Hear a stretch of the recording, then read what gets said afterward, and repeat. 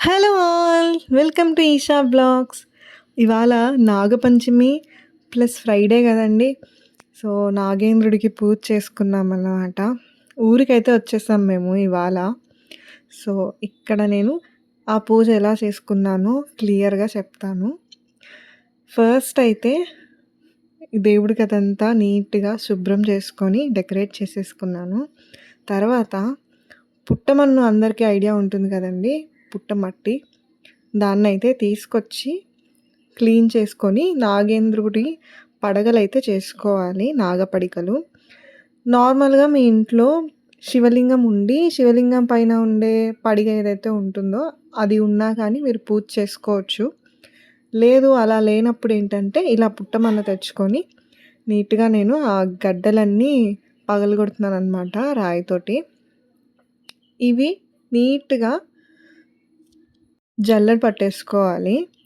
అప్పుడు మనకి సాఫ్ట్ మట్టి కిందకొచ్చేస్తుంది. గడ్డలన్నీ పైనుండిపోతాయి.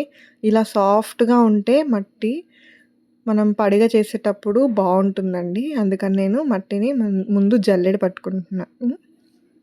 ఇలా మీకు సరిపడ మట్టిని నీట్‌గా జల్లెడ పట్టేసుకోండి.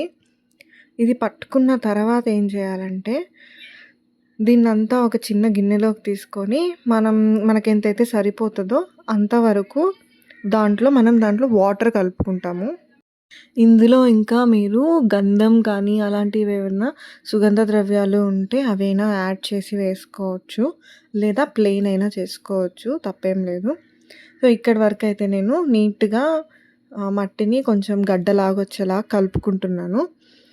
ఇది కలుపుకున్నాక చిన్న నాగపడికలు 2 తయారు చేసుకోవాలి. అంటే జంట నాగుల్లాగనమాట.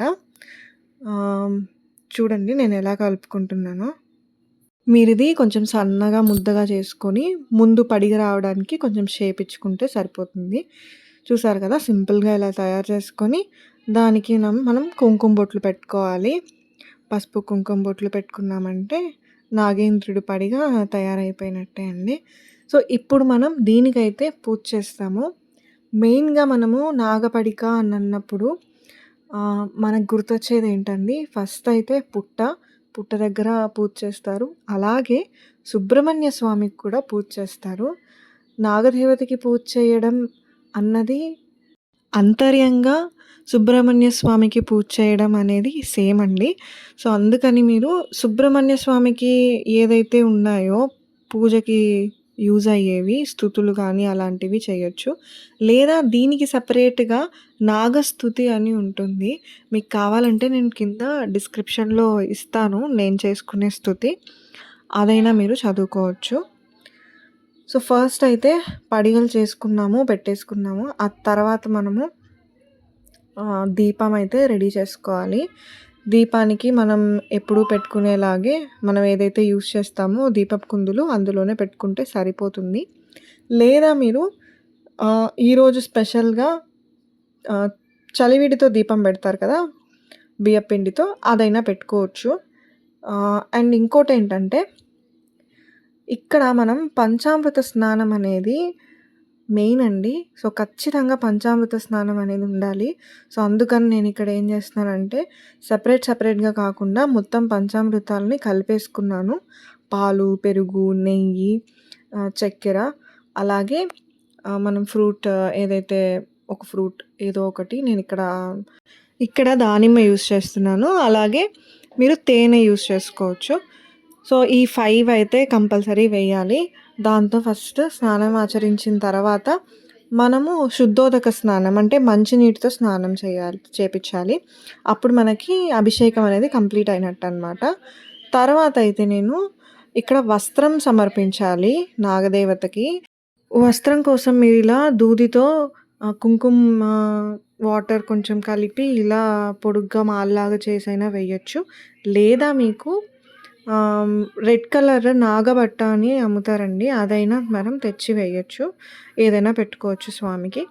తర్వాత ధూపం, దీపం, నైవేద్యం పెట్టుకోవాలి. ధూపం నేను అగరబత్తీలు చూపిచ్చేసుకున్నాను. దీపం నేను ఏకహారతిలాగా పెట్టుకుంటానండి. సో, దాని వరకు నేను అది చూపించుకుంటున్నాను. నైవేద్యం అయితే నాగుల చవితి లేదా నాగపంచమి. నాగులకి ఇష్టమైనదేంటండి చలివిడి, అలాగే చిమ్మిలి. ఈ 2 మెయిన్ కదా! ఈ 2 చేసుకున్నాను.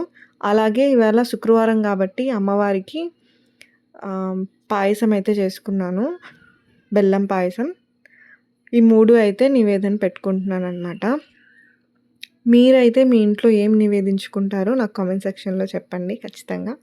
సో, దీని తర్వాత నేను నీరాజనం అయితే ఇస్తున్నాను. కర్పూర హారతి. ఇది ఇచ్చేస్తే మనకి పూజ కంప్లీట్ అయినట్టు. మీరు ధూపం, దీపం నైవేద్యం ముందైతే నాగస్తుతి కానీ, నాగదేవతకి సంబంధించిన ఏ స్తోత్రాన్నైనా చదువుకోవచ్చు.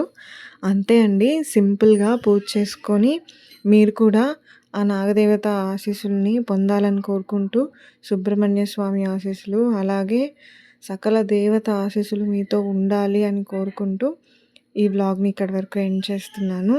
మీకు నా పూజ ఎలా అనిపించిందో కామెంట్ సెక్షన్‌లో చెప్పండి.